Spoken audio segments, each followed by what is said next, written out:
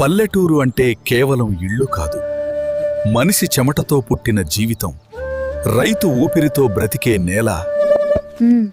ఎండ ఎక్కువగా ఉంది, జాగ్రత్తగా పనిచేయి. మన పొలం నవ్వితే చాలు లచ్చమ్మా. గింజ నేలలో పడే ముందు రైతు ప్రాణం నేలలో కలుస్తుంది. ఒక్క మంచి వాన పడితే చాలు దేవుడా. నాన్నా, మన పొలం పచ్చగా మారింది. ఇది పంట కాదురా, మన బతుకు. పచ్చని చేలలో రైతు కలలుంటాయి, పసిడి గింజల్లో పిల్లల భవిష్యత్తుంటుంది. తినే ప్రతి మెతుకులో రైతు పండించినది కేవలం ధాన్యం కాదు, ప్రతి ఇంటి ఆకలి తీర్చే ఆశ. రైతు నవ్వితేనే దేశం తింటుంది.